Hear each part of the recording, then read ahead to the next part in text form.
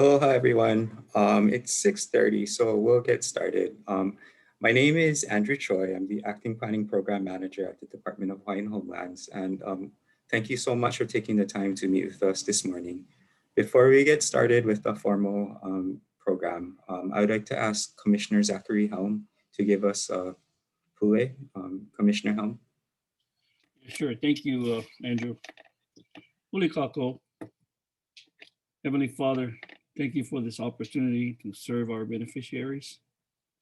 I humbly ask you for your blessings, spiritual guidance, wisdom, and support as we engage in meaningful discussion regarding our most precious resource, water. Bless all of the participants, DHHL staff, and guests. Help us find a common goal on this very important topic for our island future moving forward. Please protect this precious resource. Water is life. Please protect our families and keep us safe. We ask these things in your name, our Lord and Savior, Jesus Christ. Amen.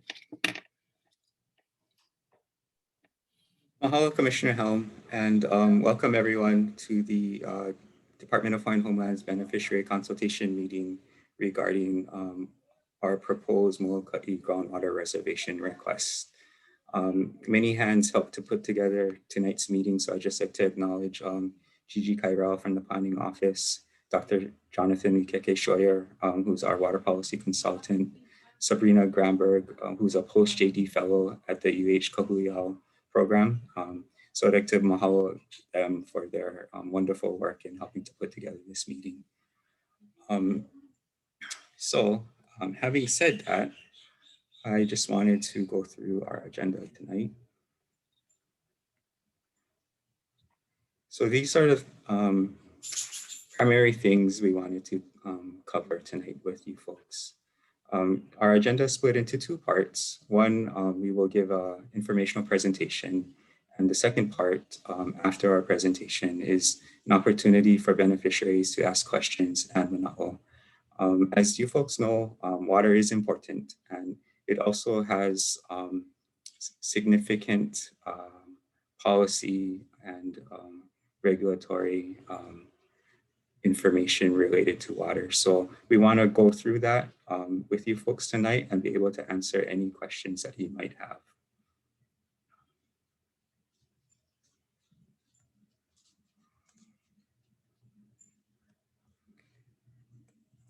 So just general housekeeping. In COVID times, we are unable to have an in-person meeting, but we have to do it remotely. So as we do this virtual meeting, just wanted to, just as a common courtesy, if you are not talking, please mute yourself so that any background noise on your end can't be heard. If you have a question, virtual meetings do allow us to type into the chat at any time your question. You can also raise your virtual hand to let us know that you have a question or want to make a comment, and we will try to call people in the order of their chat question or their raise their hand question. And also please keep in mind, this meeting is being recorded and will be posted on the DHHL website.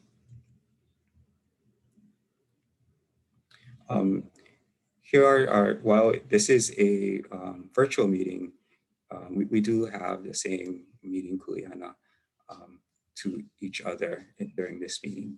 Please be respectful of the person talking.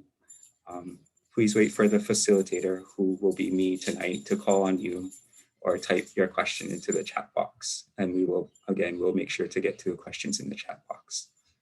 When addressing other participants, please be respectful, show aloha, and treat others how you'd like to be treated. We all have our well-validated opinions, so let's agree to disagree and accept that others might have different perspectives and opinions. And also lastly, please have an open mind and come to this meeting with the thought that you will be taking home new ideas or new information. So that kind of just wraps up the introductory part of our meeting. And I just wanted to give a quick overview of the DHHL planning system. For those of you who've attended some of our planning beneficiary consultation meetings. This diagram should look familiar to you. So the DHHL planning system consists of several tiers of plans. At the top is the general plan, which provides statewide policies and frameworks that guide the other plans in the lower tiers. In the second tier of plans, we have our island plans and our strategic program plans, one of which is the DHHL Water Policy Plan. This plan was adopted by the Hawaiian Homes Commission in 2014. The plan has 4 broad policies. Number 1, to expressly determine and plan for future water needs and actively participate in broader water management, use and protection efforts in Hawaii in order to secure water. Number 2, aggressively exercise, reclaim, and protect Hawaiian homeland water kuleana. Number 3, develop, manage, and steward water in a manner that balances cost, efficiency measures, and public trust uses in the short and long term. Number 4, affirmatively communicate our decisions, our reasoning, and our performance in managing, stewarding, and using water before and after making major water decisions. So this is one of the reasons why we're here tonight. We are implementing our water policy plan and following those policies. The other plan that we will be making large reference to tonight is the Molokai Island Plan, and I'll go a little bit more into that in just a little bit. So our Molokai Island Plan was adopted by the Hawaiian Homes Commission in 2005. The island plans articulate the Hawaiian Homes Commission's land use policies for a particular island. So for instance, what lands should be used for homesteading, what lands should be used for community uses, commercial uses, what lands should be set aside in conservation. So the island plan articulates the Commission's land use policies via what we call land use designations. And we'll be making reference to that term throughout the meeting tonight, land use designations. So different land uses have different water demands, and Jonathan will go over that later on in the meeting. The Molokai Island Plan also has a 20-year projection in terms of development and implementation. So this is a quick summary of the land use designations in the Molokai Island Plan. The top 4 land use designations are homesteading uses, so residential, agriculture, and pastoral. Towards the bottom of the table are what we call non-homesteading uses. So general ag are marginal agriculture lands that don't currently have infrastructure on them. Special district lands are lands that have unique cultural or natural resources that need further planning and management responsibilities. Community uses areas are uses like parks, community centers, and common areas. Conservation lands are areas that are unsuitable for development. They either have some sort of physical constraint like steep slopes or just really remote and far away from infrastructure. And commercial and industrial lands are lands that the Commission has set aside for revenue generation in order to provide sufficient funding to provide benefits to beneficiaries. So this is a map of the island of Molokai, and I know most of you are already familiar where Hawaiian homelands are on the island of Molokai. So this just kind of summarizes where our major tracts are on the island. And the next couple of slides, I'm just going to real quickly go through what our designations are for some of these areas. So in Ho'olehua and Pala'au, primarily are set aside for supplemental agriculture and subsistence agriculture, with areas on the north side set aside for special district. Kalamu'ula, Kapa'akea, Kamilolo, and Makakupaia, again, primarily general agriculture and special district with some residential and community use areas in those areas. Kalaupapa, primarily special district because of the unique resources there and conservation. Hualapu'e, currently it is general ag with special district and residential areas toward the Molokai and community use. Now, in the 2019 Molokai Regional Plan, beneficiaries during that planning project selected one of the priority projects to be the Hualapu'e Kuleana Homestead Settlement Plan.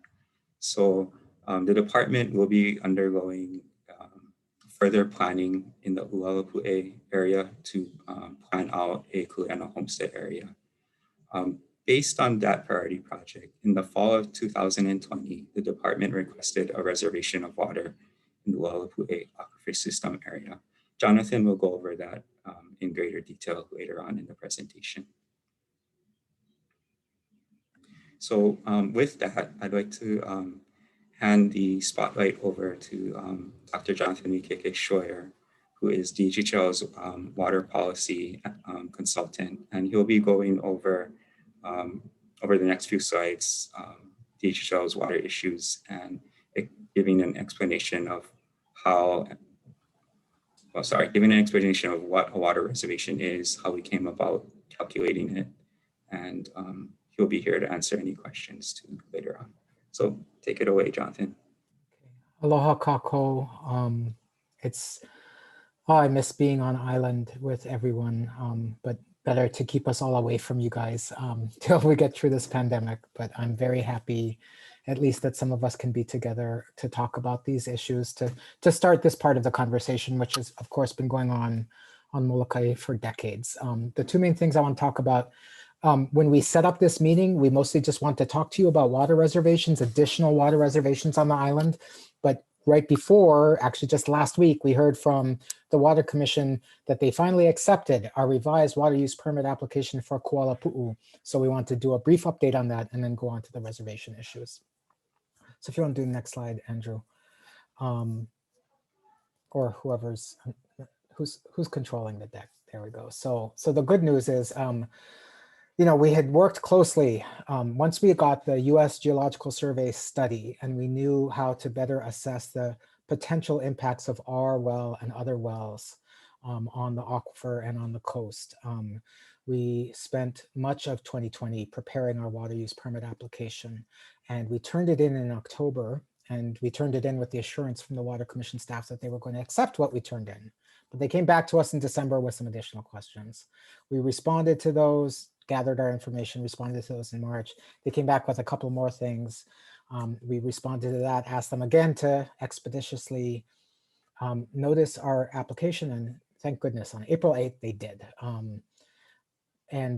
It's now known as Groundwater Use Permit Application 1100. It will be published in the Maui News. Actually, they accepted it on April 8th. They didn't actually tell us till last week that they had accepted it. It's going to be published in the April 26th and May 3rd issues of the Maui News, so that should have just happened. And under the law, the application will be processed within 90 days from the date of receipt unless there are objections. Of course, if there's objections, there will be a public hearing and it could go to the contested case. The last time the department requested a water use or submitted a water use permit application, it was contested by the ranch. So we hope that does not happen, but we will be ready for any eventuality. So next slide. So, our reservation, our request, our water use permit application is in part based on the fact that led by homesteaders working with the department many years ago, DHHL holds a groundwater reservation for Kuala Pu'u, which states in its rules specifically that it was for 2.905 million gallons a day plus the amount of water that was used on the date the rule was adopted, which was in 1994, which by our research was 0.367 MGD. So our calculation is that DHHL holds 2.905 plus 3.367 million gallons a day of groundwater reservations on the island for just the Kuala Pu'u aquifer. But that's actually for many years, along with 2 reservations on Oahu, been the only reservations that DHHL had anywhere in Hawaii. working with Kaleo Manuel after the adoption of the water policy plan, we've been securing groundwater reservations outside of water management areas by commission action and have reserved groundwater on Hawaii Island, parts of Maui that are undesignated, Lanai, and Kauai, as well as a surface water reservation on the island of Kauai, and one surface water reservation for the Wailuku River in Hilo, but we have not reserved any additional groundwater reservations in any designated water management area. So if you go to the next slide, what happened was, as some of you might know, the County of Maui applied for a water use permit application to increase their pumping from the Ualapu'e shaft. And a number of folks in the community, along with DHHL, had concerns with the request and wanted to make sure that the county helped serve our new planned Kuleana homesteads on some manner in Ualapu'e. In the course of our request, our comment letter on that water use permit application, which the county has withdrawn, we asked for a reservation of groundwater in the Ualapu'e aquifer of 0.855 NGD for both domestic drinking purposes as well as for irrigation. Reservations in designated water management areas are done by rulemaking rather than just by commission action. And because it takes a few steps for rulemaking, the commission staff, when we followed up with them, they said, where is our reservation request for Ualapu'e? The Water Commission staff came back to us and they said, well, if we're going to go through reservation requests, do you have any other groundwater reservation requests for the island of Molokai? And we said, that's a good question. So we started to look at potential needs for all of the remaining tracts on the island. Even though the Ualapu'e water use permit was withdrawn from the county, we still want to proceed with seeking reservations for all of our future needs. So if you go, and quickly we started our work on it and we said this is something we absolutely need to do, begin and continue beneficiary consultation on. So if you go to the next slide. Just briefly, if folks are not necessarily with what reservations are, it's a way under the state water code that allows the Water Commission to kapu water for the future use of the Department of Hawaiian Homelands, and they're supposed to then have an obligation to protect that water from any other users. In other words, nobody else can come in, and if they say, oh, I want X million gallons from an area and DHHL has that reserved for it, they're not supposed to award it to anybody else. But because the development of water by DHHL takes a long time, it's a way of protecting that future use of water. And it's done in two different ways. Like I said, in non-designated areas, which is not groundwater on Molokai, the commission can just take a vote. And that's how they've protected some reservations for us, as I said, on Hawaii Island, on non-designated parts of Maui, on Lanai, and on Kauai. But in designated areas, it's done by rule. If you go to the next slide. But just to be super clear too, a reservation doesn't immediately equal wet water. For a reservation to become actually water that is in our communities, we still need to do a whole bunch of things. We need to get capital improvement funds to actually develop the water source, to develop the source, any storage and transmission, any environmental review. We have to go through detailed design. If it is a system that the department owns and operates, like the Molokai water system, we can go ahead and do that with, in the case of Kuala Pu'u, a new water use permit. In the case of many areas, including parts of Molokai where the county serves our lands, then we have to reach agreements with the county or private purveyors, any entity that's going to actually deliver that water to us. So reservation gets us part of the way there and sets us up for future use, but doesn't immediately equal to water to our homestead. If you go to the next slide. So we're going to post this presentation too, if this map is too small to read. Hopefully it's not. It shows a whole bunch of different things. First of all, the big colors on the map are the different aquifer sector areas that the Water Commission breaks up the island into. So there's four main ones: central, northeast, southeast, and west. And then each of the dark black lines, they divide those sectors into different system areas. Each of those, they assign what they calculate to be a sustainable yield, meaning the maximum amount of water that they will allow to be permitted from the aquifer. Sometimes we don't necessarily think that you can actually develop as much water as they say they can. And in fact, for Kuala Pu'u, the sustainable yield is 5. The US Geological Survey report for Molokai suggests that 4.5 million gallons might actually be a more realistic figure. But in any case, at least it's a range of water that might be available. The blue lines on this map are the current DHHL system. So you can see it serves some of our lands, but not all of our lands. And the dark gray areas are DHHL, the same tracts that Andrew went over. So if you go to the next slide, what we've done so far and that what we want to consult on, first of all, is we took all the information, and this is how we've developed reservation requests everywhere else across the Pai'aina. We've looked at what the Hawaiian Homes Commission in their most recent plan, so in the case of Molokai, the Molokai Island Plan and Molokai Regional Plan, what are the designated land uses, how many acres or units are involved in that, and then we look at either the county water system standard. So each county has a set of, like, they say, okay, a single family home uses 600 gallons per day per unit on average. And then we multiply the acre or the units by the rate to come up with a calculated demand. So Walapu'e, I already said we have a demand of around 0.85 MGD from the Walapu'e aquifer that we've determined. And for these other lands, we've determined these lands. Now, obviously, the biggest figure on this chart are the general agricultural lands for Kapa'akea and surrounding area. At a rate of 2,500 gallons per acre per day, it comes up with a calculated demand of over 5 million gallons a day. If you go to the next slide, Andrew.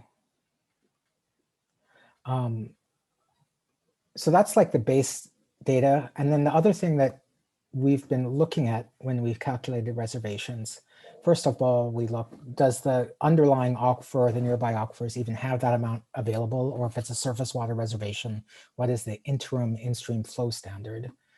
To actually develop water, we have to look at how close we are and what rights we might have to connect to any pipelines, to any roadways, and to any utilities that would be needed to actually develop those water sources.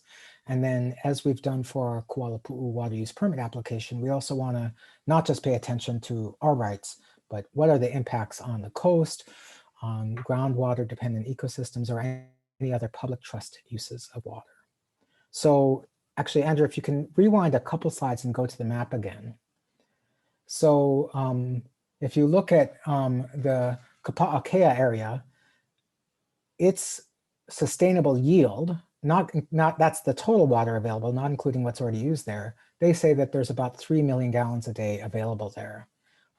Based on the amount of general agricultural lands that are available, we calculated a demand of over 5 million gallons a day. So now if you go forward past the previous slide to the, and our criteria, to the next slide, this is, just to be really clear, just our initial thoughts. And that's why one of the things we want to talk about today, what our demands would be. For each of these areas, except for the general ag lands at Kapa'akea, we're requesting a reservation that matches our exact demand. We're suggesting, but we want to know what people think, of putting a lower request for a reservation at this time for our general ag lands, knowing that the actual source is limited in the area. But there's nothing to limit the DHHL from requesting a reservation of water from a neighboring aquifer, but we of course know that entails additional cost and additional impact onto that aquifer. So if you go to the next slide. That's the end of my presentation. So happy to hand it to Andrew, and then we can go into questions and answers.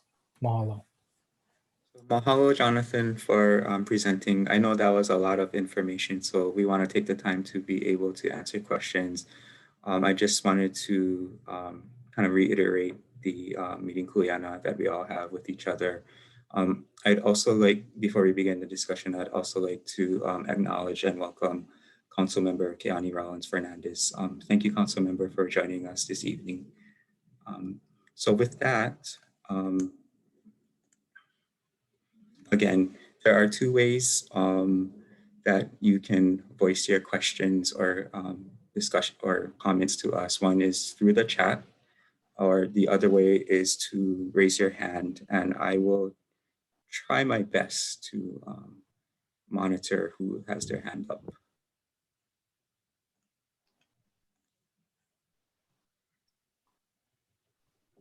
Uncle Glenn. I got a bunch of questions. This one is real basic. Is the water code a higher law than the Hawaiian Homes Act?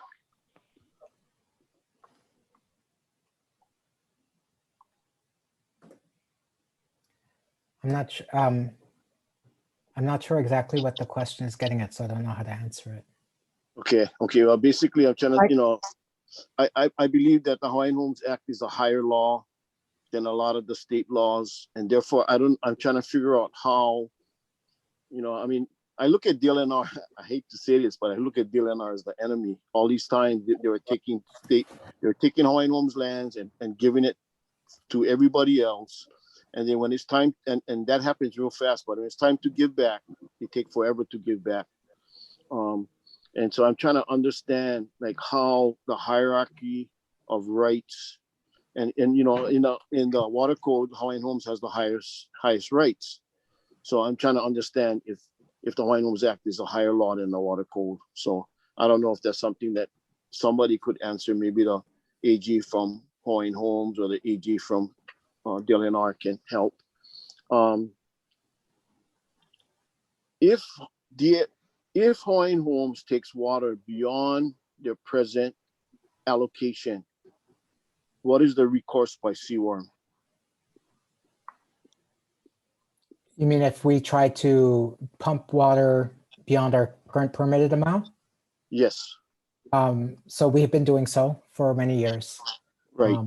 Technically, the Water Commission could try and fine us. We would fight it vigorously. I have no doubt.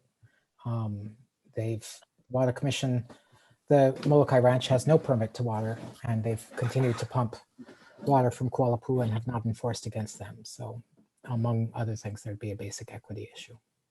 Yeah, exactly. And that's why I asked that, if the water code is a higher rate than Hawaiian Homes Act, because I think this is a basic question that we need to understand.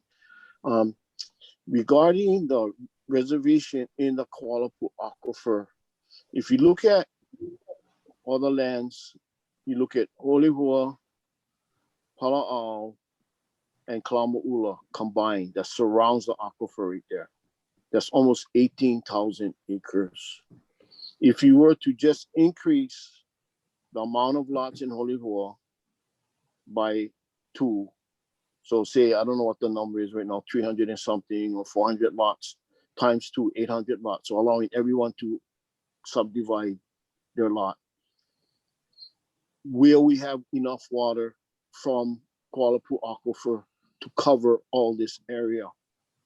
And even Kalamola, say if everybody in Kalamola had 5-acre lots, these areas have no access to water. Will this water be sufficient? And I don't think so. So I'm thinking, I don't know if this will stall a process, but we may have to ask for additional water from the Kuala Pua Aquifer. And one more question. Okay, is Waihanao considered groundwater or surface water?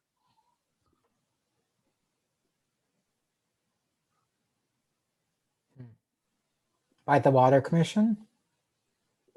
By whoever, because that's one Hawaiian Homes source.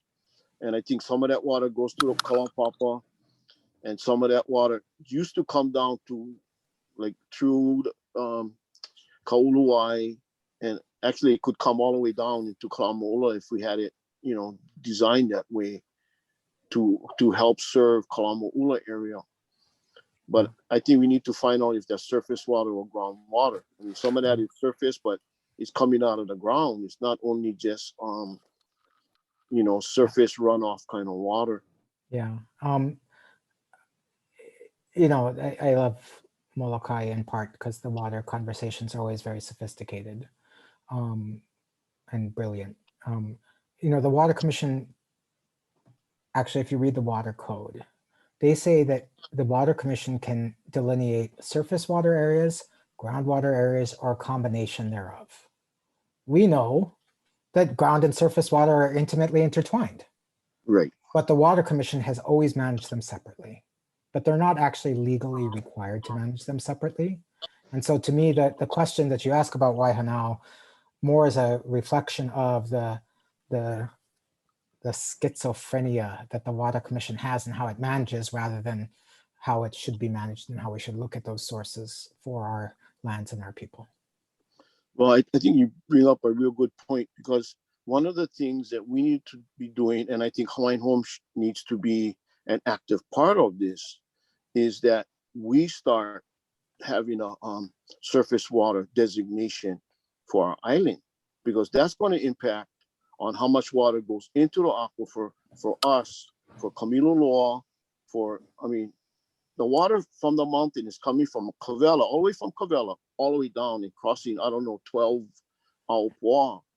So, you know, we need to have some control of that water to assure that we got enough water for areas such as Makakupaia. That's another 5,000 acre parcel. And we need to be looking at how much of that land is really possible to be used. With all this pressure from all these, you know, Hawaiian Homes waiting lists, we need to look at how much water we really need for this area. And I mean, the last Molokai community plan, they were talking about moving the town. Okay, they're moving our town all above on those hills. So if that's going to be on the trend, we need to also be looking that same way for Makakupaia, all above Oniali, Kapakea, and areas like that, and make sure that we got water reserved. I mean, this experience we had over the last 20 years, we reserved water from what, 1994, 95. 94. We increased the, we got the reservation, and then we wanted to draw down water, and we refused to take action on that for 20 years. So if that's going to be the case, we're going to have to start reserving water for more than 20 years, because that's going to be how long they want to take action the next time we reserve water. So we're going to have to play their game. I mean, we're going to have to say, you know what? Once I did a calculation one time, and the amount of water that we could be using all of Hawaiian homelands came out to the total sustainable yield of the island. I think it was 49 million gallons. If you were using every piece of land, Hawaiian homeland on the island. I know that's kind of unreasonable. We got to come up with scenarios like 25% of the land in, you know, occupied, 20% of the land occupied, 40%. So we can come up with some numbers, because once we reserve, the rest going to be up for grabs. And we're never going to be able to get more water than what we reserved. So we need to be really serious about how much water we're going to be reserving. Okay, so that's mahalo, Glenn. Actually, Okay. Andrew, do you want to walk through the questions that we threw out as like possibly which Uncle Glenn Sure. has touched on? Yeah. So we have a series of questions. First one, are the additional reservation requests adequate? So I think Glenn touched upon that, that we should ask for as much as that is reasonably possible. Another discussion question we wanted people's mana'o on is, are there any water needs that DHHL did not account for that we should be aware of? Another discussion question. So Jonathan, in his presentation, kind of listed some of the criteria we use to come up with a reservation request. So we wanted to know, is this list complete? Are there any other factors to consider? So Glenn kind of touched upon some other factors that we should consider. So that's good mana'o for us to hear. And So those are the discussion questions that we wanted people's feedback with. So we can, maybe we can start with this question, but feel free to answer any of the other questions as well. Or if there's questions about the presentation or where things are at, it's just an opportunity to talk about all these things. Commissioner Helm. Yeah, thank you, Andrew. Thank you, Jonathan, and of course, Glenn. Great questions, but my concern, currently the department is holding up on some water meter requests. And I understand there's about 24 applicants or lessees that have asked to install a meter since 2016 and up to now, and they are not able to get that request due to the concerns of the water. There's water restrictions, I believe. So with that said, what are we looking at as far as a timetable for these people to, for the department to allow these requests to get hooked up? Is this gonna hold up even longer if a decision is not made due to maybe some, maybe the ranch would contest this request? So I'm just concerned because some of these guys have waited since 2016 for a water meter. And this is not Kalamula, Moloka. This is all scattered lots up at Ho'olehua and Kalamula. So I just need to know,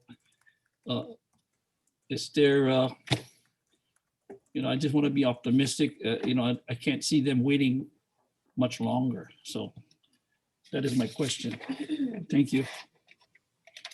Thank you for that question, Commissioner. One of the reasons why the department hasn't been able to issue new water meters to those lessees is that, as mentioned in the presentation, DHHL is already pumping over its permitted use that the Water Commission allows DHHL to pump at for its system. So as mentioned in the presentation, the Commission on Water Resource Management finally accepted our water use permit application as complete, and they have 90 days to act on our permit application. So crossing our fingers, and hopefully CWRM will approve our permit application for additional pumpage. Once CWRM approves the additional pumpage amount in our water use permit application, we will be able to issue new meters because we will be authorized to pump more water in our system. Can I just add something, perhaps, Andrew? Yep. And do we need to be on screen sharing, or can we, since maybe drop the questions into the chat and just see each other all? But Sabrina, would you mind dropping the questions in the chat? Commissioner, ultimately the decision whether or not to, so technically, the issuance of water meters and increasing our pumping would be a violation of state law. But I'm not going to sit here and say that the Water Commission has treated DHHL very well over the years. It's been a very unjust situation, in my opinion, and the department has gone to extraordinary lengths to fund studies, to do its work to responsibly withdraw water from this aquifer. So it is ultimately a policy call of the Hawaiian Homes Commission that, the Hawaiian Homes Commission could say, you know what, if this thing's getting dragged out, we're not going to keep our people waiting. We're going to direct the department to issue the meters. Of course, doing so, I just have to say that, right, there's consequences, right? If you're technically breaking the law, the commission could come and try and fine the department for doing so. But it is ultimately, I think, gets to, in some ways, the deep question that I don't have an answer for that Uncle Glenn started with. What's the relationship between the Hawaiian Homes Commission Act and the State Water Code? I don't know if that's a helpful response or not, but we've been trying to work as rapidly as possible knowing that there is current people who've been waiting a ton of time and the thing has been unjust. And we're trying to just, we spent a lot of time on a water use permit application to hopefully make it as invulnerable as possible to a legal challenge. Aloha, this is Gigi. One thing I wanted to add on the utility system side, as many of you folks know, our Ho'olehua water system is extremely under stress, and it's a very old and leaky system. So the pumping we're doing right now is putting a lot of stress on our, on the components of the system. Also, as you folks are aware, we are doing massive improvements currently. The work just started earlier this year.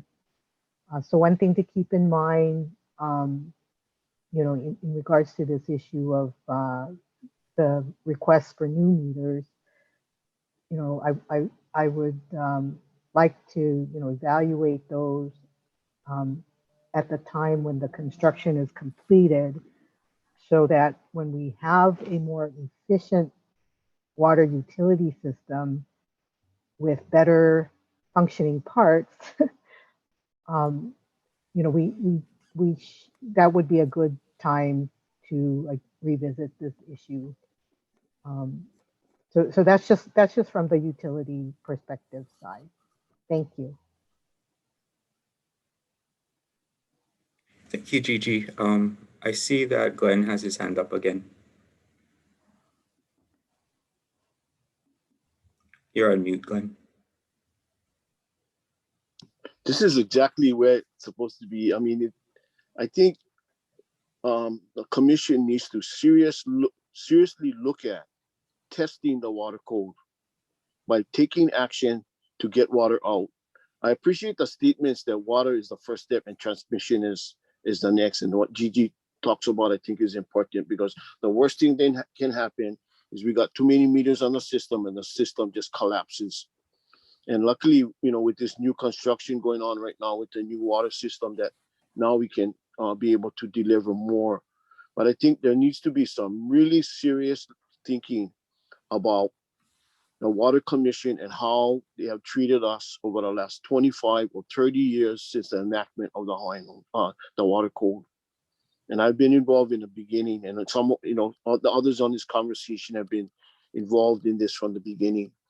And the lack of action by CWRM has directly impacted on the Hawaiian Homes Act and ability of families to get on their lands that already are awarded to them, but they cannot occupy because they don't have water.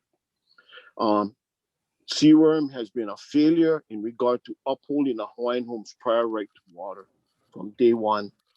And every case that we took before them, they countered. They did not. We lost every case before the commission. Then we won it in the Supreme Court. But that has been 10 years and a whole lot of money and people's time. And the time is getting to the point where the commission needs to take action and move things forward and really test whether the water code is a higher law than the Hawaiian Homes Act. So I just wanted to kind of close on that statement. Mahalo, Glenn. Are there any other questions? Okay, I see Cora raised her hand. Or are you applauding? I couldn't find the raise the hand. I'm so sorry. That was the closest I could see. Anyway, I have several questions, really. My concern and foremost is Ualapu'e, but I would reserve that for now. I want to talk about Kapa'akea.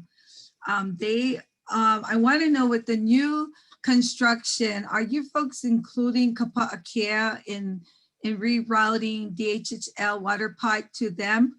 Or are you folks just focusing on Kuala Pu'u, Kalama'ula, and Ho'olehua? Aloha, Cora. This is Gigi. Hi, The Gigi.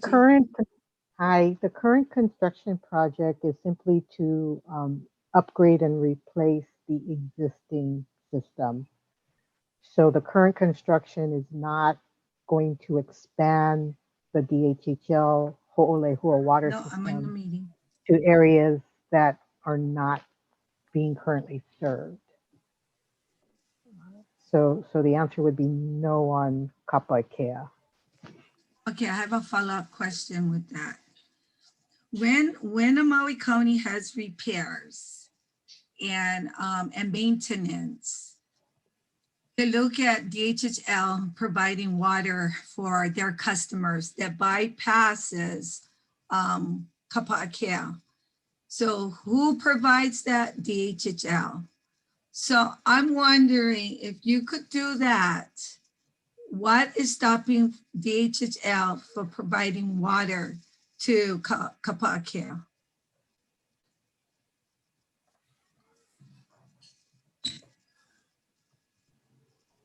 Sorry, I'm not clear on the question. When Maui County needs to repair or do maintenance on their water pipes, Okay. they look at DHHL in providing water to their customers. So my question is, if you can provide Maui County customers, which would include Kapa'ikea, why couldn't DHHL provide water directly to their homesteaders, which is Kapa'ikea? So I think I understand what you're asking. So what you're saying is when the county, during times that they're fixing their system and they have to temporarily shut it down, backup is the department system to service their customers. So what you're saying is that during these short periods of time where the county system is out of service, that the department temporarily provides water to their customers. So why can't the department do that on a full-time basis? I think so that's what you're asking, right? Correct. Absolutely, yes. I think, and I'm not an engineer, but I think it might have to do, and we'll have to check, is it might be a capacity issue with the existing system, that it might not be able to do that on a full-time basis, but we'll have to check on that. Okay. Then my other question is, in regards to CWRM, I think my concern would be that within their policies, they are not giving a turnaround date. Like for an example, if there was a contested hearing, like they have in the past, right? There's no deadline for them to keep them accountable to stay within a time frame to address the petitioner or any type of in opposition, any parties that is in opposition. CWRM can dilly-dally. They can take as long as they want because there's no deadline within their process. So I have concerns about that they can drag it on and have our homesteaders go without water or because of this pending technicality, whatevers. But I do know for sure that there is no a date that would hold them to make decisions on matters. So that's my concern. The other thing that I have was in regards to land use. I'm going to swing around and talk about Walapui in a bit. But when you folks do water stuff, and we're going to talk about water and the policy of water, let's stay with water. Because when you start talking about land use, that's two different, it is separate. Because, we can take both issues, but I just want to stay with water right now. But my concern is that if we look at water, the Molokai Island, the island plan with land use, right?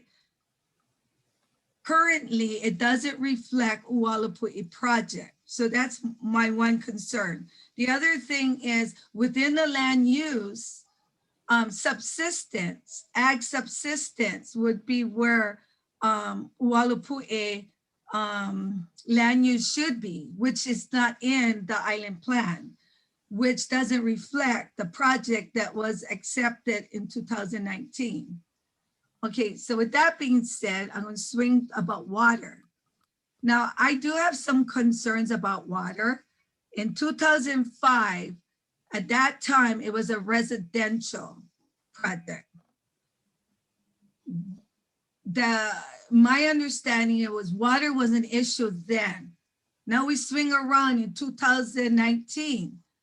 There's nothing that was done by DHHL in addressing the water problem back in 2004, 2005. I have a problem with that because that means it got forgotten. The future of our beneficiaries that are on the wait list, their needs wasn't being met at all, not even addressed. So that was my concern. So now swinging back to what's happening currently with the water issue is that, before I ask that question, Kamalo,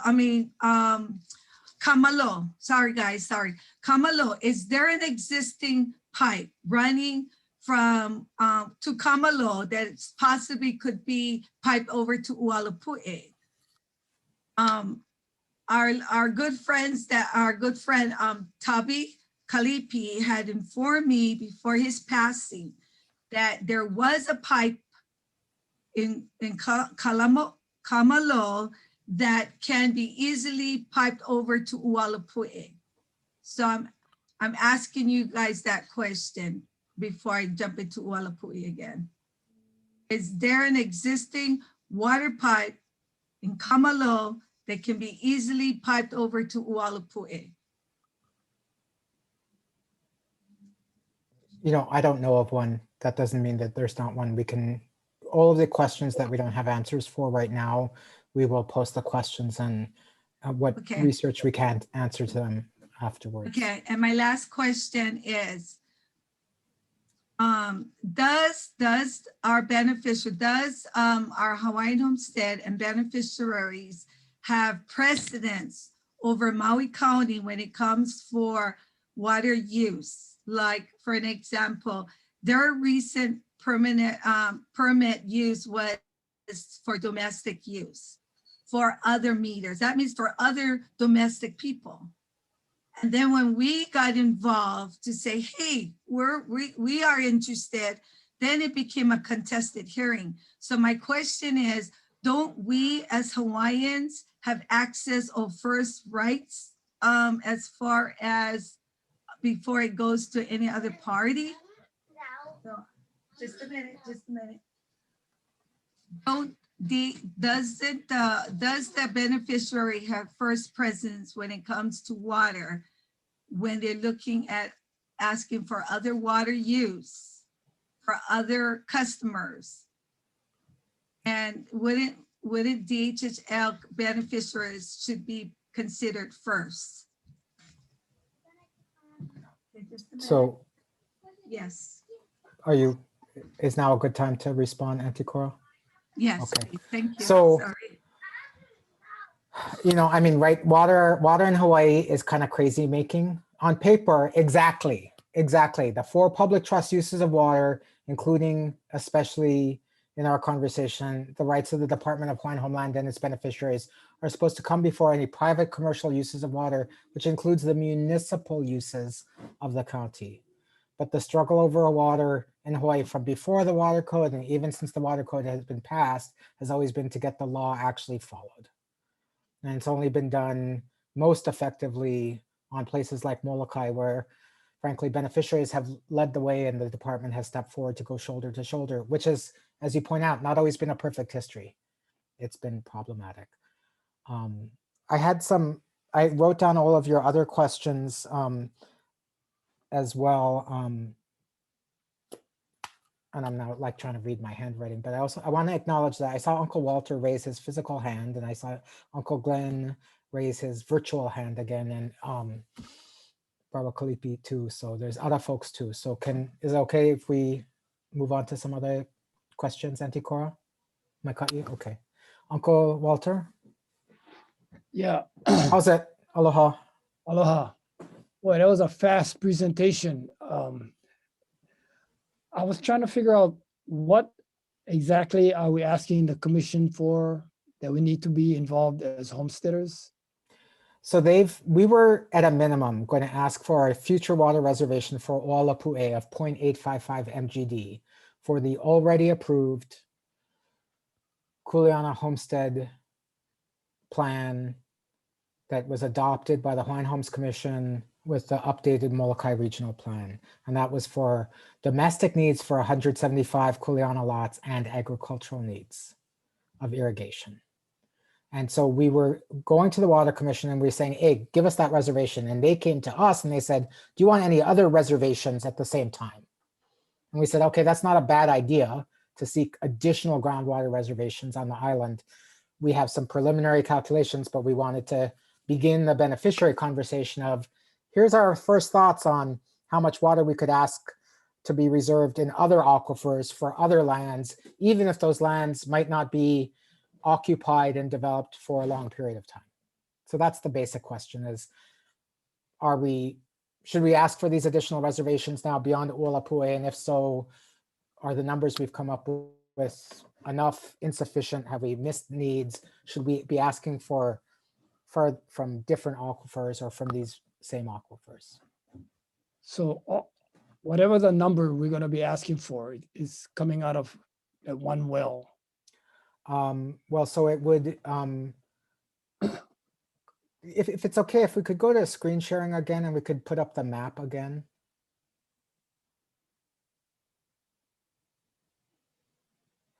It's not necessarily going to come from one well. In fact, it's, I mean, even to fully utilize our existing reservation in Kuala Pu'u, we will need new wells eventually.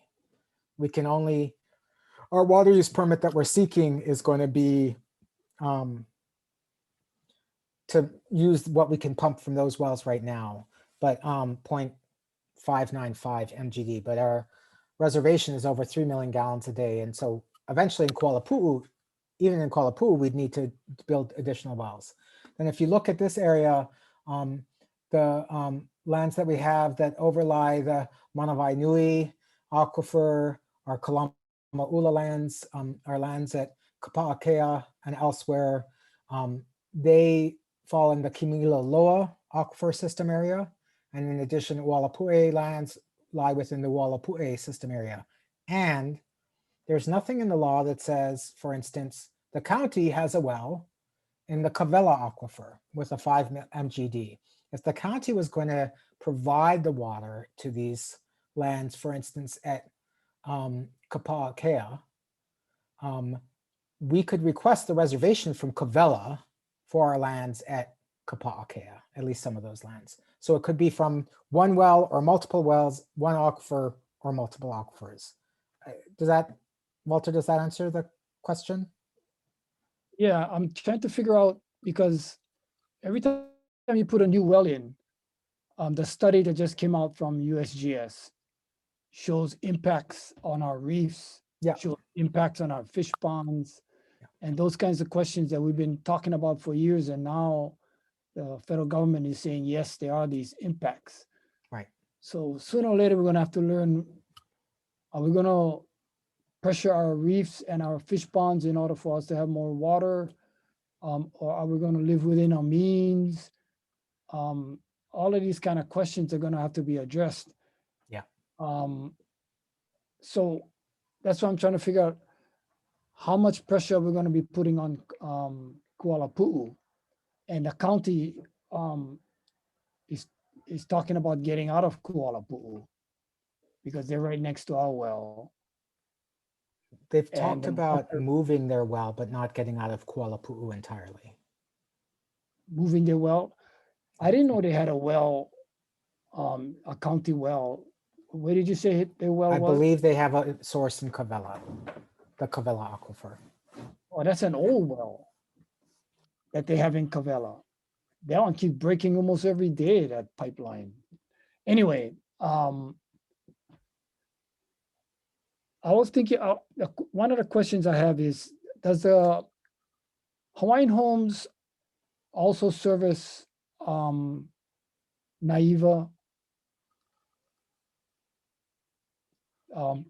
people, non-homesteaders that the county is supposed to be serving, or does Hawaiian Homes serve those guys? Gigi might be the best person to answer. I'm not sure. I will check. What I do know is for Hawaiian Homes, Naiva subdivision, we do have some pipes in that subdivision with fire hydrants. And as part of the subdivision development, the plans are, and our goal is to try to get Hawaiian Homes water into our subdivision. In regards to servicing non-homesteaders in that area, I'd have to double check. And in general, as we are a regulated public water system by the state Department of Health, you know, wherever our lines are, we are required to service any members of the public that are close to our water system.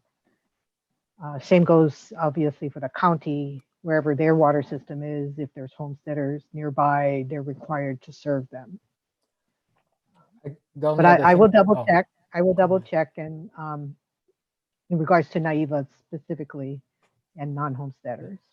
The other couple quick things I would add, Uncle Walter, is the water use permit application that's now public and posted specifies which non-homestead uses we're currently serving.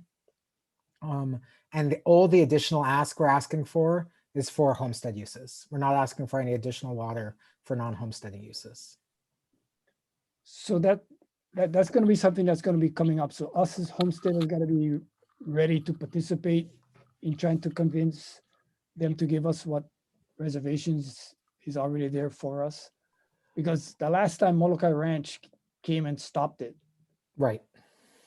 And now it's coming up again, right? So, yep.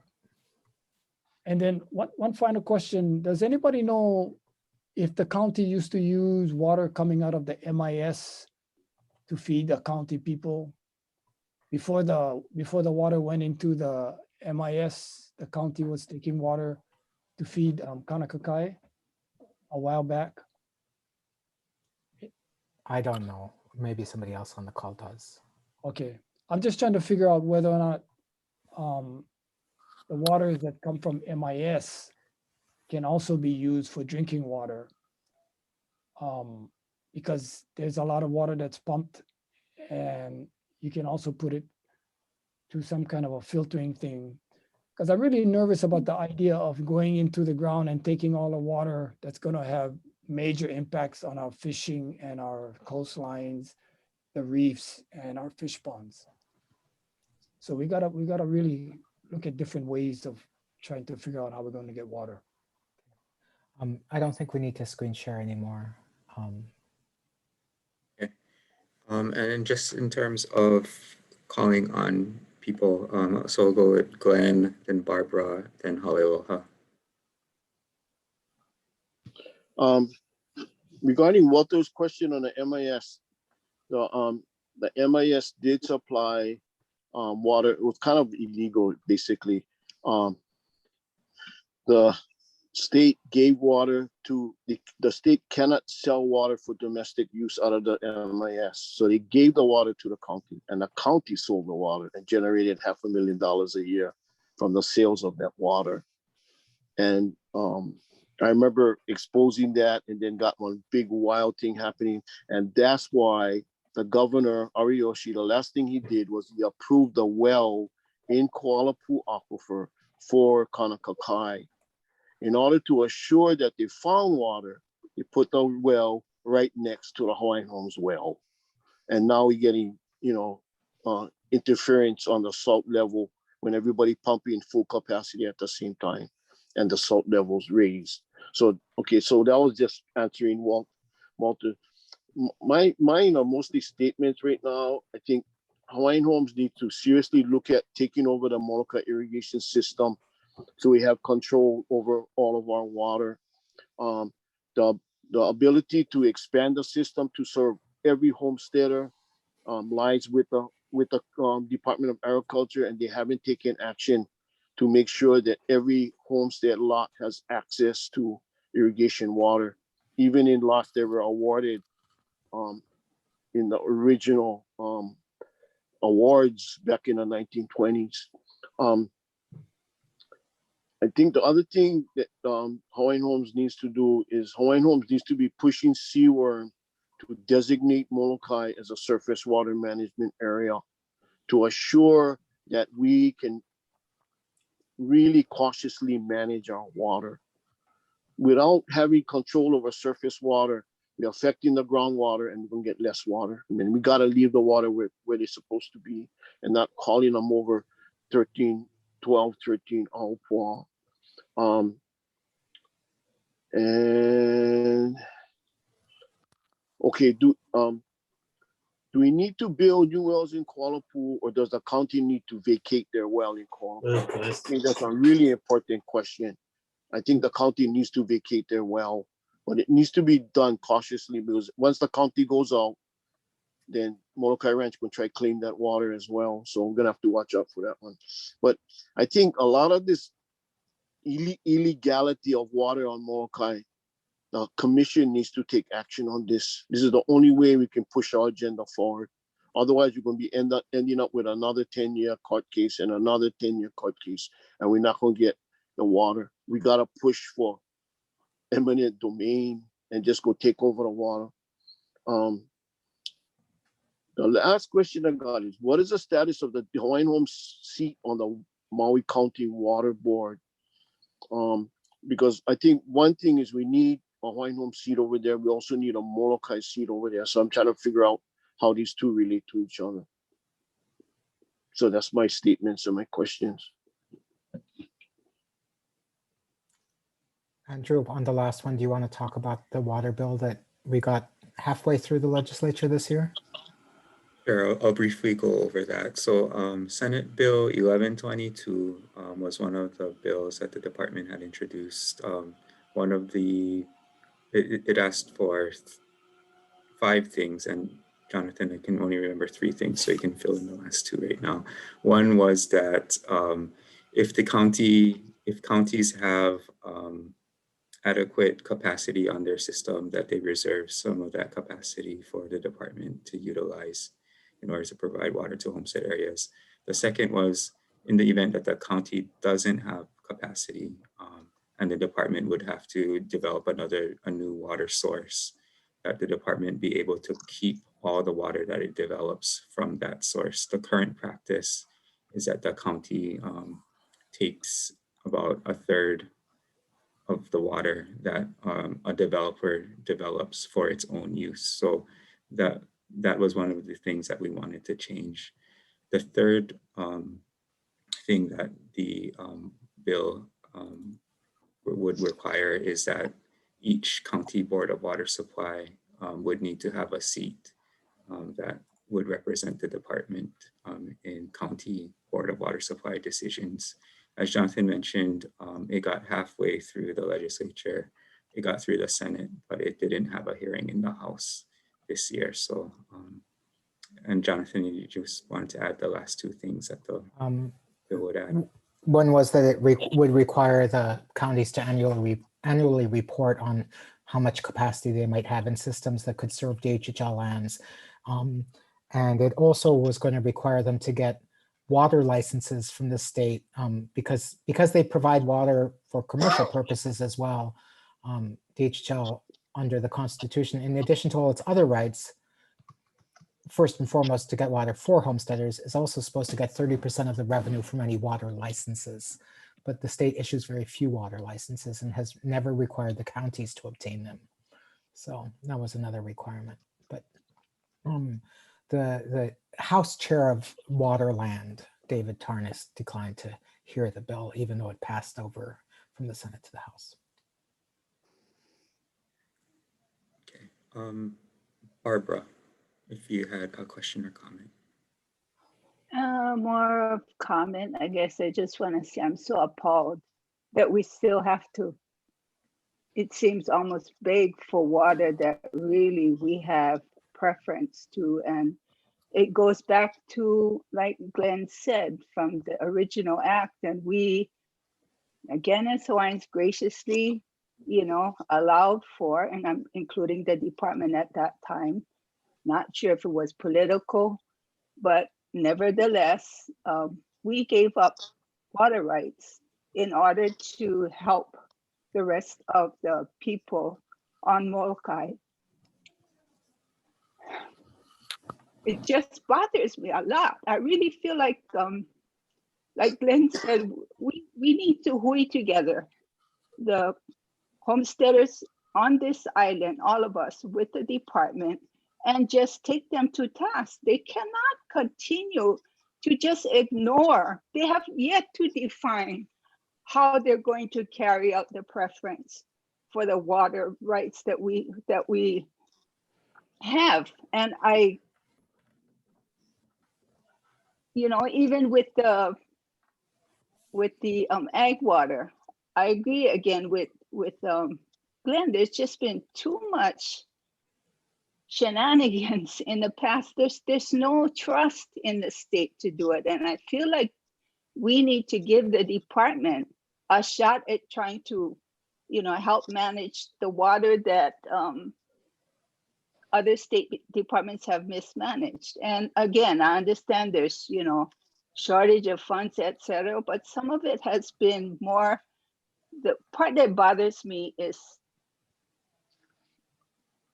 when there have been underhanded things done, and no transparency, and that's where the trust has not, it's deteriorated over the years, and we need to do something, and I feel like, again, it's going to be us having to hui as a community to articulate, some sense of social justice. It's just been too long, and folks have worked so hard, and I see the same things happening all over again. So mine's been more of a comment. We got to do something. And I do appreciate the department has begun to take the steps, and I understand that, again, you're faced with a lot, but I'm hoping that in the future that we can have more collaboration, because when you go to the legislature, I really feel like community voice has to be heard with the departments. Otherwise, you're not going to get anywhere. I mean, it's, that's just the reality of the situation. Of, people's voice has to be heard. So that's all I have to say. That's my comments. Mahalo, Barbara. Aloha.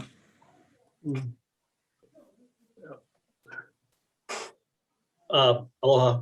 I wanted to just follow up on Cora's questions about DHHL serving Papia, Kamiloloa, Oneli'ia, Makakupaia, but in another way. So Dr. Scheuer, could you comment on whether either the State Water Code or the Hawaiian Homes Commission Act allows or authorizes the Hawaiian Homes Commission and the county to enter into some kind of formal agreement for the county to utilize DHHL water rates for DHHL customers that are served by the county water system?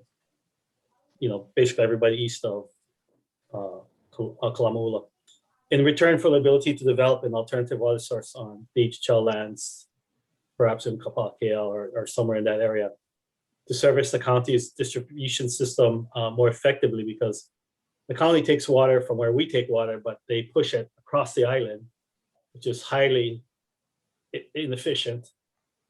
And we are not achieving equity under the law when Ho'olihu and Kalama'ula homesteaders benefit from Hawaiian Homes water rates, but Kapakea and everybody else pay the higher rates.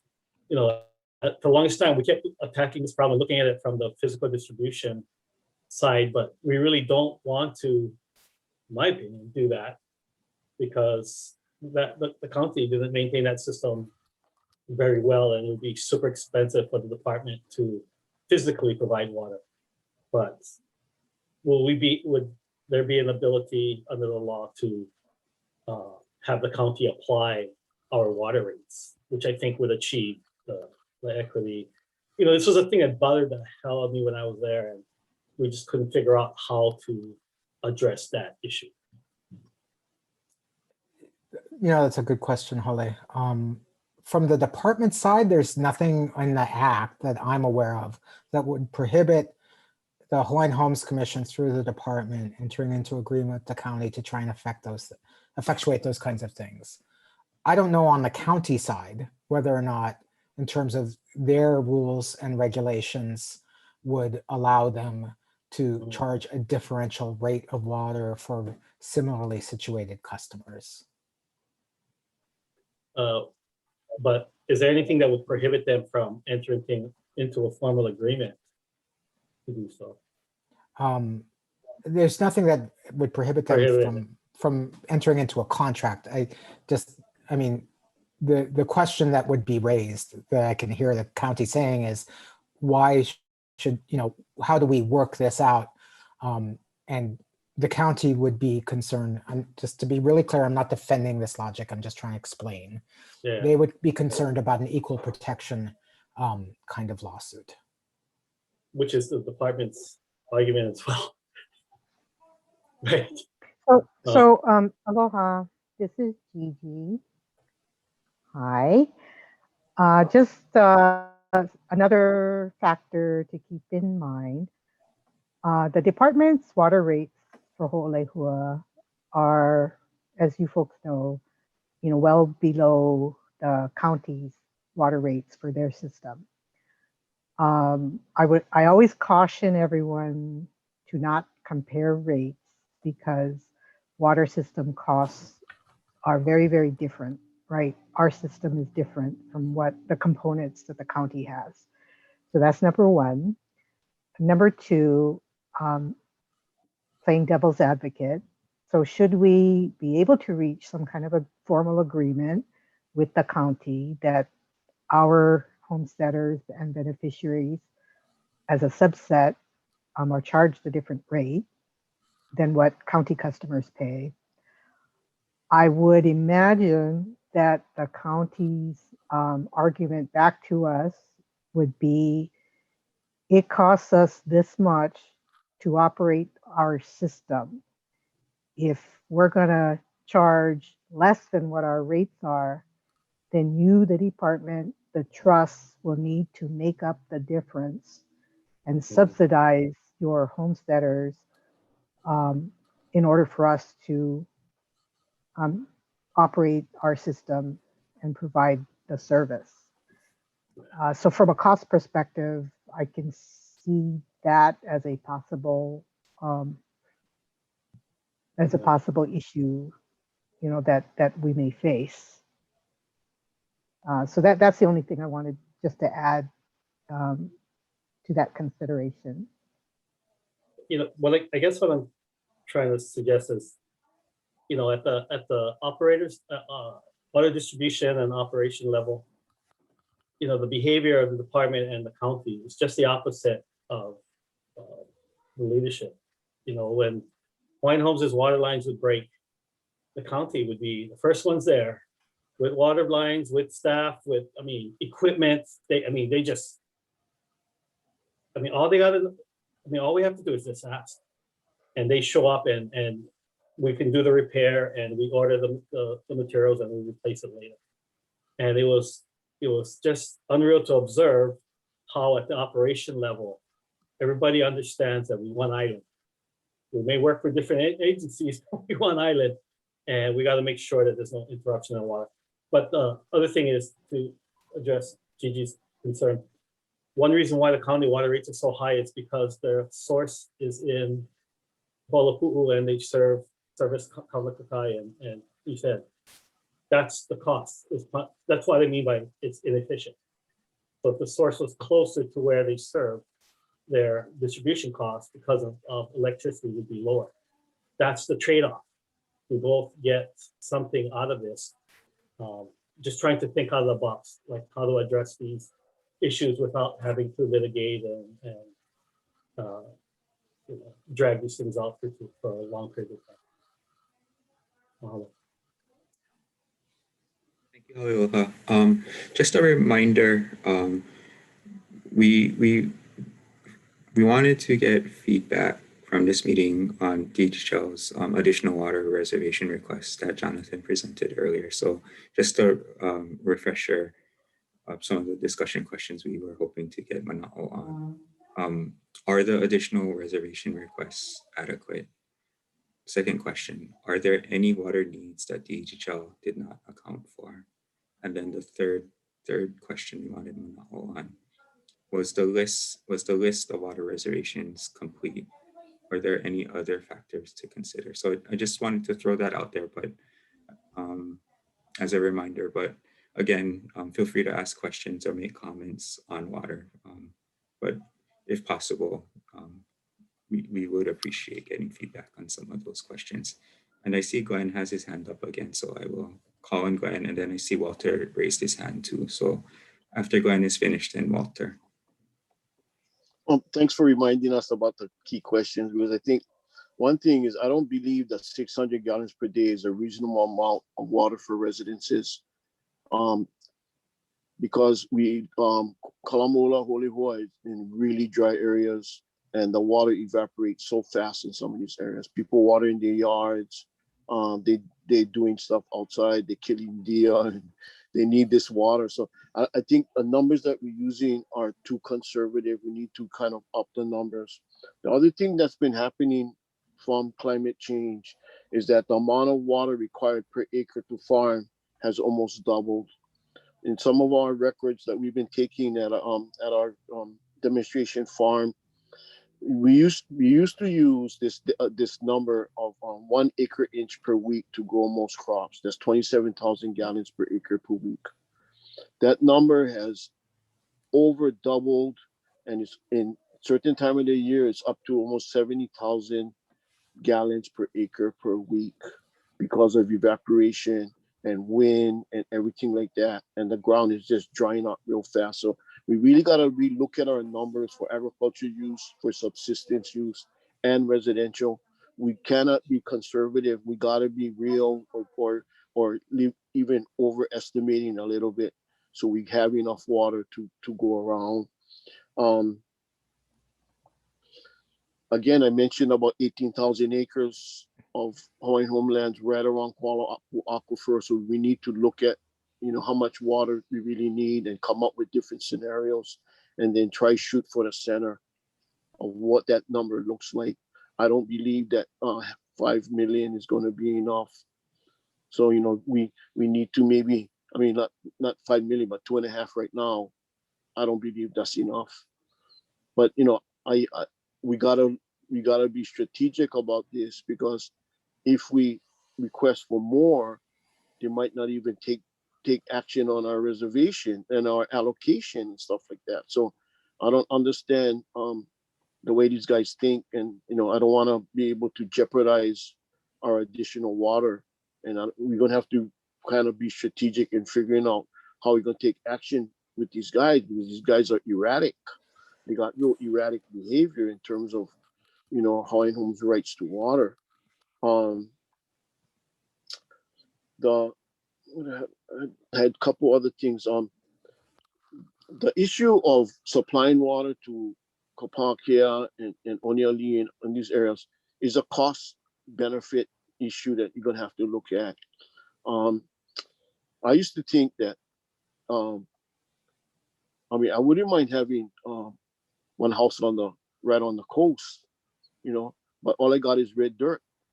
So every lot is not the same. Some got mountains, some got flat land.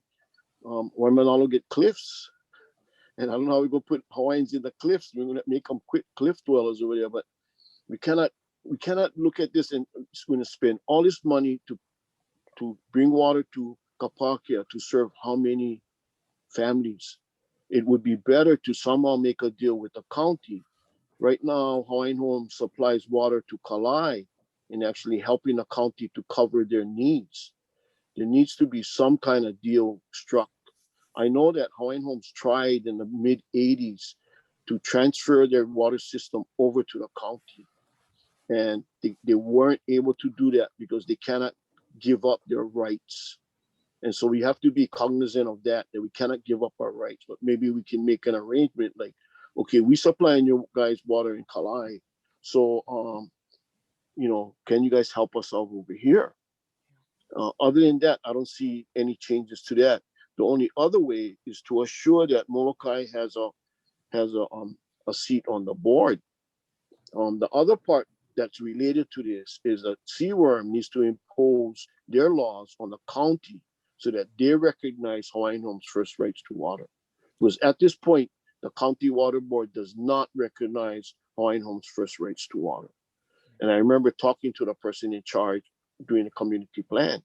I said, oh, do you folks have an obligation to the Hawaiian Homes Act? He said, oh, no.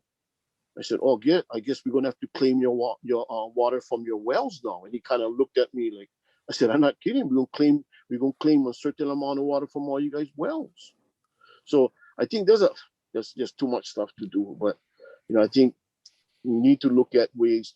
The comment that Halealoha made about, the county used to just move fast when it come to fix Hawaiian Homes water pipes. The reason is that the homesteaders are in all those positions that run all that machinery that take care of Hawaiian homelands. Okay.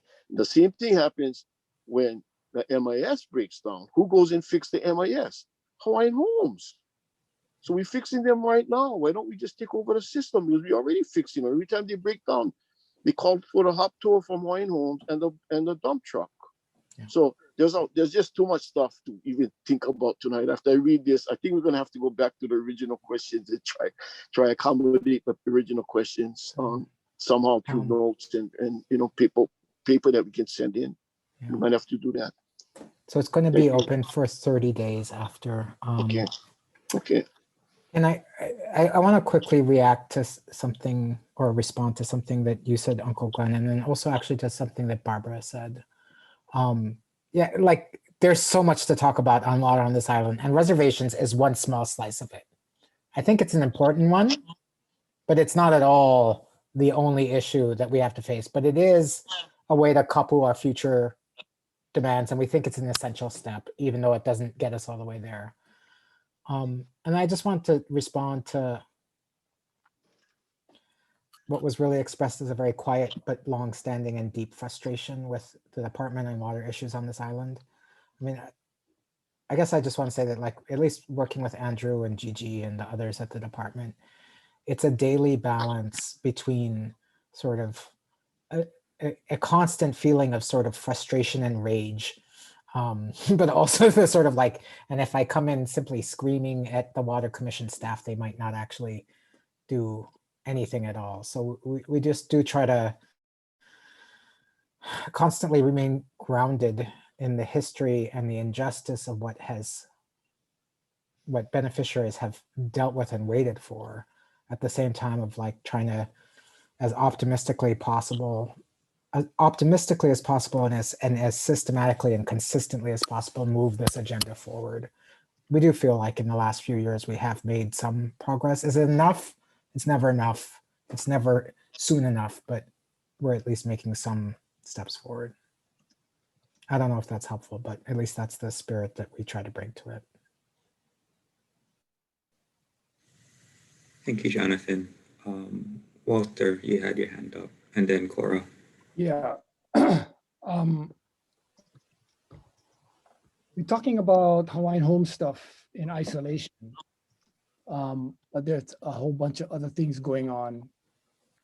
One of the biggest problem I see is the amount of people in the same glass with straws sucking so close together, and the impacts again on the shoreline, the reefs, the fish ponds, and those kinds of things. That's going to be a really big hurdle that we're going to have to overcome. So right now what's happening is the county is really, from my understanding, talking seriously about putting in another well somewhere. That Kavela one is not really doing that well. at the same time, there's a whole bunch of legal action going on regarding surface waters in the Cavella River. And the impacts of the surface water is going to impact that county well, and it's going to impact that whole Cavella development. So that's going to be a big issue, and it's coming up pretty soon. The papers were filed about a year ago. So that's going to be coming up. The gorilla in the room is well 17. They can take like 1 million gallons is what they had permits to do. And that has a huge impact on the shoreline. So well 17 has been operating for, I don't know, 10, 20 years without a permit. That needs to be really brought to light. It's impacting everybody else. So they don't have a permit and they keep taking 1 million gallons or have the rights to take 1 million gallons because they had these big, bright ideas that all fell through. They closed down their town, they closed down their golf courses, they closed down their hotels, and yet they still can't operate with that. So I think that's going to be a huge thing. Now, the county is going to have major problems trying to put in a new well close to Kanakakai. So they should take over well 17 and try to get some kind of a reservation that's way below 1 million gallons. So that takes a lot of pressure off the salt content in our Kualapu aquifer. So I just wanted to put that on the table, that while we're going for our stuff as homesteaders, we got all these other water battles going on around us. And they're all going to interconnect sooner or later because they're all going to impact our ability to feed our families on our reefs and to feed our fish ponds and protect our corals and those kinds of things. So I just wanted to leave with that. And then one last quick thing over here about the county charging Kapaakia guys and those guys different rates. We can be pretty ingenious by creating different rates. Maybe the county can have farm rates, like if you can, or we can have homestead rates. I mean, just put something in the law. That's why we got a county council that will make it legal to have the homesteaders get the same rates as their counterparts. Thank you, Jonathan. That was quite a briefing. I wish I had your phone number. I can ask you 1,000 questions. 808-728-4625. 728 4625. 4625. Okay, thank you. And to anyone who wants to text or call, but I might not answer if I'm with my kid or something. So sorry, Walter, obviously the tree wells, well 17, the county well, and DHHL's well all affect each other. The more pumping there is from a single area, the more concentrated the impacts are on the reef. The department structured our water use permit application to say, we believe that our level of pumping can be balanced by some level of mitigation of coastal impacts. But we didn't vouch for any additional impacts that might occur from well 17. We also specifically asked the commission to consider our water use permit separately and first, prior to any consideration of the ranch or the county's permit. Now, they've advertised ours. They have not advertised the ranches. Will the ranch contest this? But the reason, on one hand, yeah, they're all connected. On the other hand, as Anticora so articulately stated, the commission lacks deadlines in certain things. So if they start to bring in the county permit and they start to bring in the ranch's permit, that can drag this out and then go directly to Commissioner Helm's point of like, oh, how long are we going to wait for issue these new meters? So that's why he said, like, while it is all connected, we'd like our permit dealt with first, get it firmed in so that we can actually provide these current meters and the immediate new meters, and then we'll take up the other issues. That's been our request. Good luck. Mahalo again. I actually want to just mahalo Keani and also mahalo Townscape to be on this. I don't have any questions, but I want to shed some light. And for the purpose of the beneficiaries on Ualapu'e's project. I just wanted to share that when the county withdrew their water use permit, there was an appearance of discrimination against DHHL beneficiaries. That's number one. Number two is they continue to waste water by flushing their pipes, and the water is being wasted. And it just is wasted, period. And those are my major concerns. The other thing I wanted to say is that when it was in a contested hearing mode, Ualapu'e,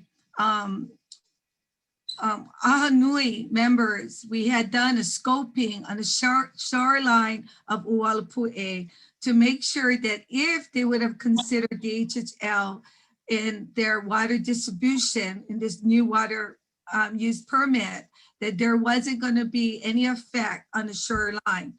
So we went along the shoreline, and indeed there was surplus along the residents on the shoreline. Each of the, I would say majority of the residents had underground well that was fresh water, and as it goes out, it becomes brackish. So there wasn't any concern about any side effects should they have been water withdrawn to consider the beneficiaries. And then lastly, yeah, so the traditional and customary practices wouldn't have been affected.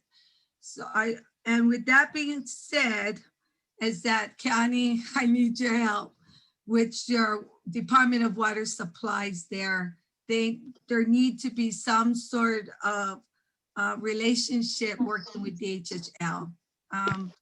And there you go. Mahalo for you guys listening and our concerns. Oh, wait. With that being said, when we look at the 3 questions that you said, capacity, proximity, pipelining, roadway, and utilities. When we look at that map that you showed, Jonathan, the closest proximity to Ualapu'e was Wailau and Pelikunu. That was right over the hill from Ualapu'e. So if they can go and do diversion, which they are, let's put a straw in for Ualapu'e. Mahalo.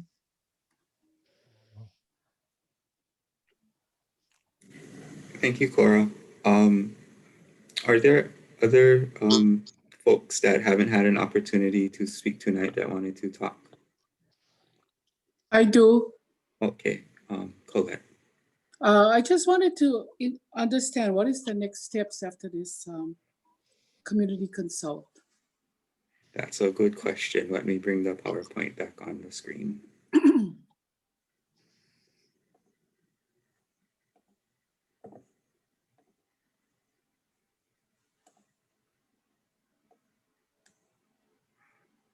One second.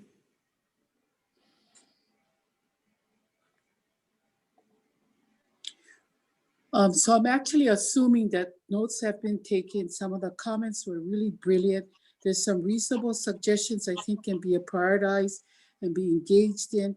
I think the real issue, if you want to only focus on the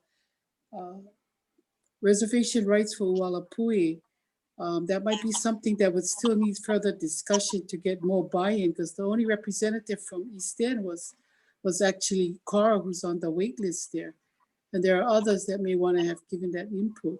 But there was some really brilliant exchange with Hali Aloha, with Walter, and also with Glenn Tevis, who's sort of the water czar here. So I just don't want some of those things kind of not taking in place and aligned properly for part of the comments that would take place before the Commission on Water Resource Management. Thank you for that, Colette. So yes, we are taking notes on everyone's comments. We will be collating these comments, and we'll be taking additional comments after the meeting is done up to June 4th. If you can please email any additional comments you might have to us. Ideally on the 3 questions that we pose, but obviously feel free to share your mana'o with regards to water on anything, but we will be taking comments up to June 4th. We will be taking the meeting notes and the comments we receive and compiling it into a beneficiary consultation report. And we will be presenting that report to the commission. We're targeting June, the June commission meeting, which is the 3rd Monday and Tuesday of June. And then in July, our plan is to take a recommendation to the commission about what our water reservations should be and get their approval to submit those reservation requests to the State Water Commission. So we're asking the Hawaiian Homes Commission's approval to submit the department's water reservation request to the State Water Commission. And then we hope to do that in August. And then, go ahead. This is more of a logistical thing. Maybe it should be addressed to Gigi. How fast will the notes get turned around? Because we would like to give additional comments. I believe that some of the questions were just peripherally discussed. Some of the larger issues is, of course, the relationship with the Commission on Water Resource Management and some long-term injustices that has been done. For me, I'm particularly interested in not adjusting, but adhering to the USGS study and the reservation, the concerns that we have of over pumping. And yes, Walter is correct. The gorilla in the room is well 17. What the heck is the Molokai Ranch is doing? We should be lighting some fire under them too, up or down or get out. So all of those things are reasonable. This is stuff that's been articulated for decades on this island. As you know what Glenn said, what Halealoha is saying while he was working for Hawaiian Homes, and where we're coming from is the community for long-term security and protection and sustainability of the water. That's all this is about. Of course, Hawaiian Homes should get their share, but we need to look at the other concerns that were raised. So I'm interested in the notes and also your presentation on all your mapping. How do we get that? Contact you or Gigi? You can contact either one of us. We will be posting the presentation on the DHHL website. In addition, we will be posting the recording of this meeting on the DHHL website. So the same page that you folks use to enter this meeting is where we will be posting these materials. And when, I don't want to be pushy, but I am because I retired now. When do you think we'll be ready? I think we can get the video we can definitely get the presentation up and running probably by early next week. The video probably towards the end of next week. Yeah, because June 4th is going to be rolling right around the corner. Yeah, so we'll try our best to get it on the website as soon as possible. The other part, just to highlight that because it's by rulemaking, the Water Commission will have to hold a public hearing on the proposed rule. So there's going to be chance to comment on the beneficiary consultation report, chance to comment on the proposed reservation in front of the commission, the Hawaiian Homes Commission, chance to comment before the decision to go to rulemaking by the Water Commission, chance to comment at the rulemaking by the Water Commission, just on the reservations.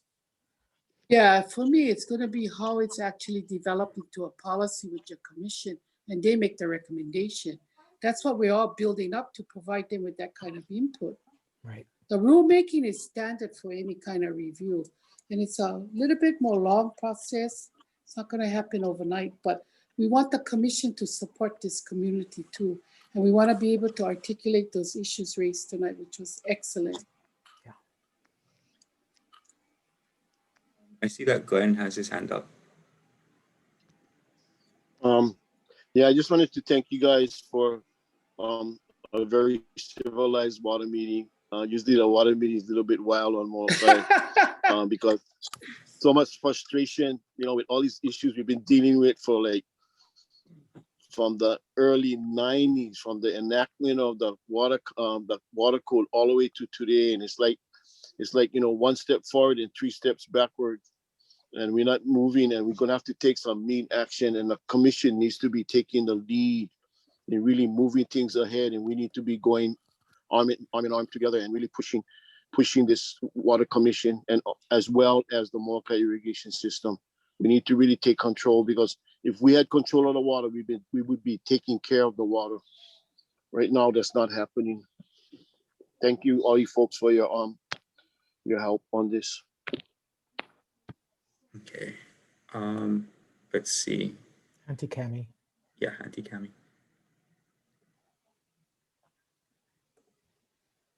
Aloha, everyone. I just wanted to add in regards to the county Board of Water Supply, the vacant seat that they have available.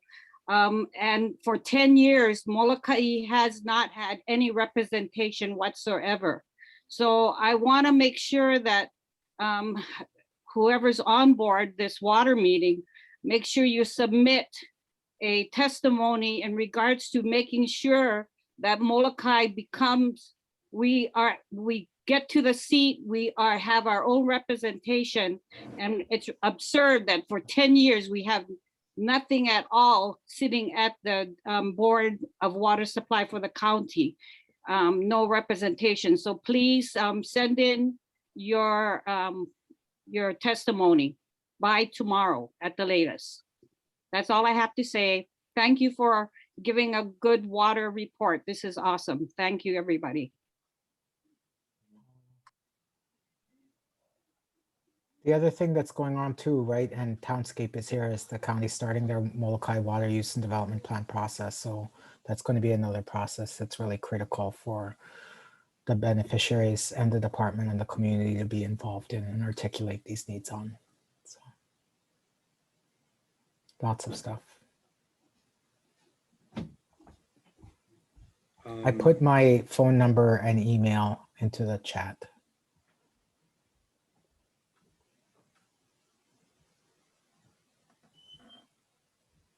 Jonathan's pretty good at returning my calls, so I'm sure he'll do the same with you. Are there any other last questions or comments from anyone?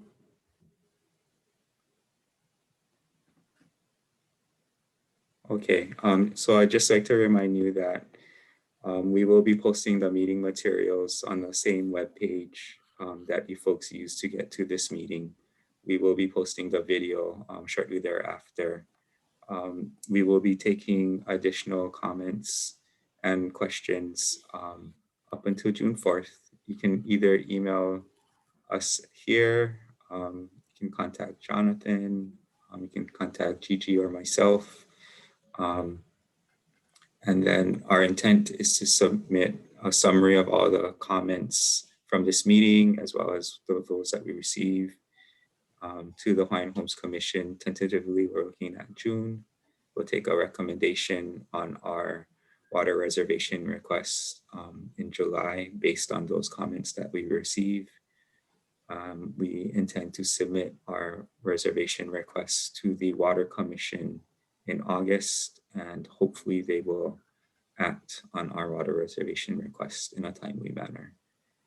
And we will also be participating in the county's water use and development plan. And we, as Jonathan said, we encourage you folks to do so as well. With that, again, I'd like to mahalo everyone for taking the time out of your busy schedules to spend with us tonight. It was really, really useful for us to hear all this input, and we hope it was useful for you as well. And so I just want to mahalo. If you want to give, would you like to give it? Or no, Commissioner Helm, would you like to give a closing pule?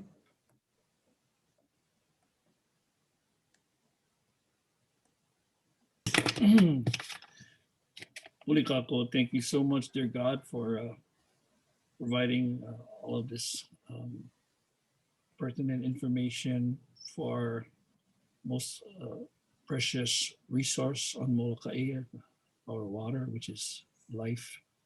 Thank you for blessing us during this meeting, and as we move forward, that we continue to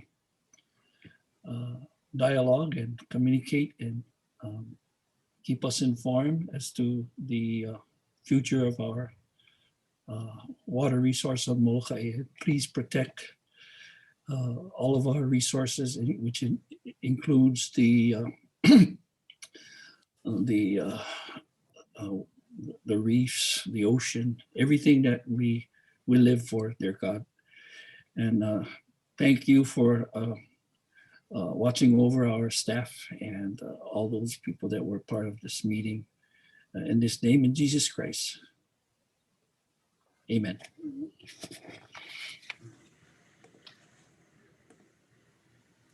Oh, hi everyone. Have a good evening. Aloha, everybody. Thank you. Aloha.